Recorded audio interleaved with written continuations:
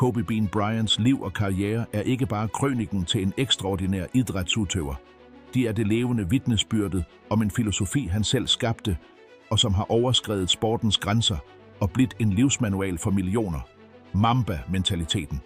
Denne mentaliteten blev ikke smid i glansen af hans 5 NBA-mesterskab, heller ikke i euforien over hans 8 point i en legendarisk kamp, eller i den øredøvende applausen fra fansen i hans sidste kamp. Den blev smidt i stilheden på træningsstudiet klokken 4 om morgenen, i ensomheden under sommertræningsøgter, i den ustandslige jagten på fortræffelighed og i den ukuelige viljen til at overvinde fysisk og emotionel smerte. Kobes historie er en brutal lektion i disciplin, smerte og den utrættelige jagten på storhed, som tilbyder en vejviser for alle, som ønsker at være den bedste version af sig selv. Det er en påmindelse om, at talent uden hardt arbejde bare er potentiale. Et tomt løfte. Du har det potentialet, men du må være villig til at dyrke det. Kobe lærte os, at ære ikke vindes i triumfens øjeblik, men i stille offer, i usynlig dedikation og i beslutsomheden om at rejse sig etter hvert fald. Så hvad venter du på? Det er på tide at begynde at bygge din egen legende. Lig, abonner og del. Fra de første dagene i NBA, bare 17 år gammel, gjorde Kobe det klart, at arbejdsmoralen hans var uden sidestykke. Mens lagkammeraterne og modstanderne hans sov eller kom sig etter en kamp, var han allerede i træningsstudiet kl. 04.00 og øvede på skytingen, polerte bevægelserne og perfektionerte alle aspekter af spillet. Kobes disciplin var ikke en enkel forpligtelse, men en afhængighed, et visceralt behov for at være bedre, end han var i går. Træningsrutinerne hans blev legendariske, fortalt med ærefrygt af de, som havde muligheden til at være vidne til dem. Den berømte fire-rutinen, som bestod af 4 timers træning, 4 timers hvile og 4 til træning, var bare et eksempel på hans uovertrufne engagement for spillet. Han ville ikke bare være god, han ønskede at være udødelig, tidernes største. Og for at opnå det, forstod han, at disciplin var den eneste vejen, den eneste variablen, han kunne kontrollere, som ville skille ham fra resten. Er du villig til at gøre det, andre ikke gør? Det er der storheden ligger. De disciplin Kobes var en form for respekt. Respekt for spillet, respekt for lagkammeraterne, og mest af alt, respekt for dit eget potentiale. Han forstod, at sand storhed ikke er medfødt. Det er bygget, mursten for mursten, i detaljerne, i repetitionen, i den utrættelige dedikationen til at gøre det samme om og om igen, til det bliver en anden natur, en forlængelse af din egen vilje. Det siges, at engang under OL i Beijing i 2008 blev de amerikanske lagkammeraterne hans overrasket over at se ham træne kl. 05.00 gennemvådt af svette, mens de gjorde det se-klare til sengs. For Kobe var det ingen forskel mellem off-season, den ordinære sæson eller OL. Arbejdet var konstant, hungeren etter forbedring umættelig. Denne mentaliteten er et slag i ansigtet til kulturen for umiddelbar tilfredsstillelse, hvor resultatet søges uden processen. Kobe lærte os, at det ikke findes nogen snarvejer til succes, og at den eneste vejen er hardt arbejde, ofre og vilje til at gøre alt, som trængs for at nå dine mål, selv når ingen ser, for de ægte triumf tilberedes i mørket, væk fra rampelyset. Disciplinen hans var en troshandling i hans egen proces, en overbevisning om, at hver repetition bragte ham et skridt nærmere perfektion. Ikke slå dig til ro med mindre. Tro på processen din. Kobe Bryants karriere var præget af smerte, både fysisk og psykisk. Han spillede gennem alvorlige skader, forstuinger, brukne fingre, et slået knæ og, på højden af karrieren, det tragiske bruddet på akillessenen, som satte arven hans i fare. Ligevel for Kobe var smerte ikke en hindring, men en vigtig ingrediens for storhed. Han tålte det ikke bare. Han omfavnede det som en gammel ven. Han mente smerte var et tegn på, at han pressede sine grænser, at han vokste, og at han var et skridt nærmere at vinde. Hans berømte motto, hvis du skal tabe, tab af en god grund, gjaldt hans egen krop og sind. Han vil heller mislykkes etter at have givet alt, etter at have følt smerten ved nederlag, end at vinde uden at have givet alt. Ikke frygt fiasko, frygt anger. De Mamba-mentalitet, det er en manual for at møde modgang. Kobe lærte os, at smerte er midlertidig, men ære er evig. Da han fik en sprukket akillessene, et øjeblik, som ville fået de fleste idrætsudøvere til at trække sig, gav han ikke op.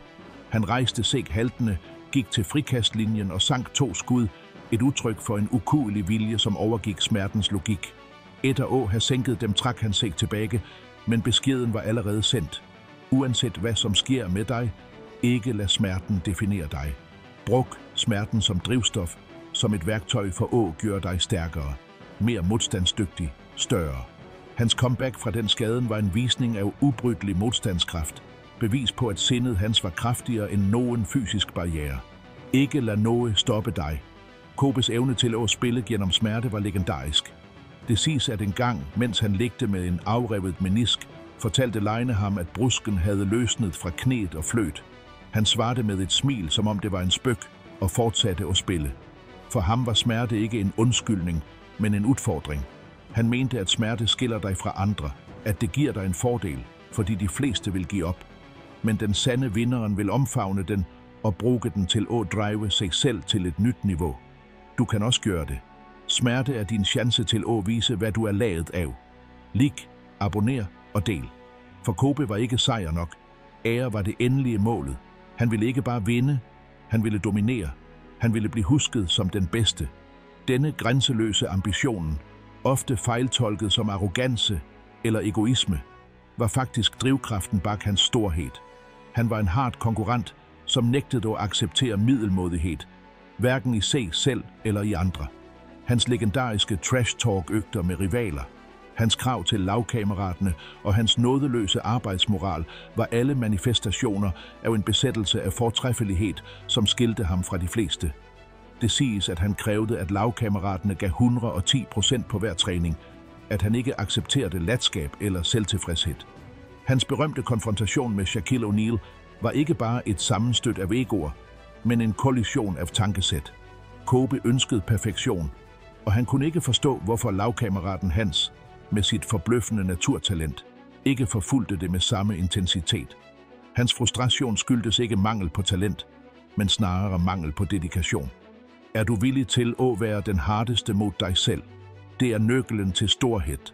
De besættelse Kobes jagt på ære var en total dedikation til at være bedst i sit felt. Han var ikke fornøjd med bare at være en god spiller. Han ville blive historiens bedste, og han opførte sig, som om han allerede var det. Han studerede modstanderne sine med næsten videnskabelig grundighed, analyserede hvert spil og dedikerede timer til perfektioner af alle aspekter af spillet hans, fra hans berømte fadeaway-hopper til forsvaret. Han var en student af spillet i ordets mest bogstavelige forstand. Hans tørst efter sejr, hans tørst efter ære, er en stærk lærdom for alle, som ønsker at lykkes i livet.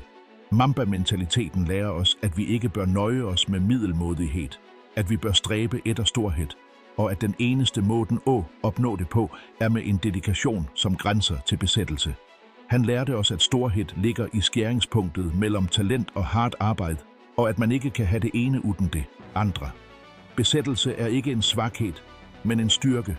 En, som driver dig til at gøre det andre ikke er villige til at gøre. Omfavn din besættelse. Lad den lede dig til toppen.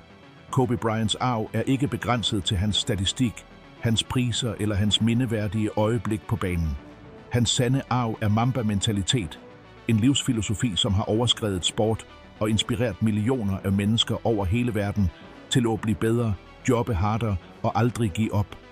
Det er en påmindelse om, at livet ikke handler om at undgå smerte eller modgang, men heller omfavne det, bruge det som et værktøj for vækst. Kobe lærte os, at storhed er et valg, ikke en gave. Det er et valg, som tages hver morgen i ensomheden på træningsstudiet, når verden fortsat sover. Det er et valg, som er tæt i smertens øjeblik, når fristelsen til at give op er overvældende. Det er et valg, som tages hver dag i den nådeløse jagten på fortræffelighed.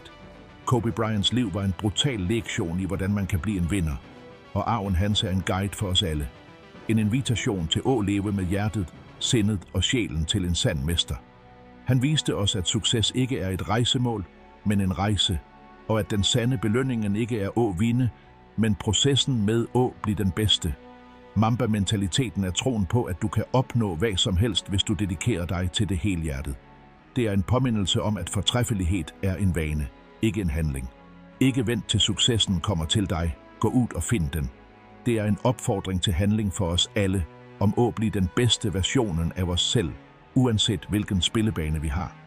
Mamba-mentaliteten er en livsfilosofi, som kan bruges på enhver udfordring. Det er troen på, at hardt arbejde og dedikation vil overvinde enhver hindring. Det er ideen om, at fiasko ikke er et nederlag, men en mulighed til at lære og vokse. Ikke give op. Mislykkethed er din største lærer. Kobe lærte os at være besat af forbedring og aldrig nøje os med middelmådighed, og at altid se etter måder at blive bedre end dagen før. Han viste os, at ledelse ikke handler om at bjeffe ordre, men om at gå foran med et godt eksempel. Lagkammeraterne hans respekterede ham, fordi han var den første i træningsstudiet og den sidste, som drog. Han bad dem ikke om at gøre noget, han ikke var villig til. Hans indflydelse blev følt på banen, i praksis og i garderoben. Han var en stille leder, en leder, som inspirerede af eksempel. Hvad slags leder vil du være? Kobes arv er også hans menneskelighed. Uden for banen blev han en mentor, en far og en historiefortæller. Han vandt en Oscar for sin animerede kortfilm Dear Basketball, som beviser, at tankesættet hans for fortræffelighed strækker sig ud over sport.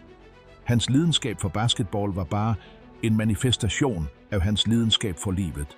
Han ønskede at inspirere næste generation idrætsudøvere, men han ønskede også at inspirere næste generation ledere, kunstnere og tænkere. Hans tragiske død gjorde ham til en legende, men livet hans var det, som gav os værktøjene til at leve som legender. Han lærte os, at livet er kort, og hvert øjeblik er en mulighed til at blive stor. Det spiller ingen rolle, om du er en professionel idrætsudøver, en student, en artist eller en forælder. Mamba Mentality er for alle. Det er en opfordring til at leve med hensigt og jobbe hardt for drømmene dine, og aldrig give op, uanset hvilken skæbne du får. Kobe Bryants indvirkning på verden er uberegnelig. Tankegangen hans har blivet adopteret af idrætsudøvere, gründere, artister og mennesker fra alle samfundslag, som stræber efter fortræffelighed. Han er en konstant påmindelse om, at succes ikke er en ulykke, men et resultat af disciplin, offer og udholdenhed. Historien hans lærer os, at vejen til storhed er brolagt med fiaskoer, nederlag og øjeblik med dyb selvtillid.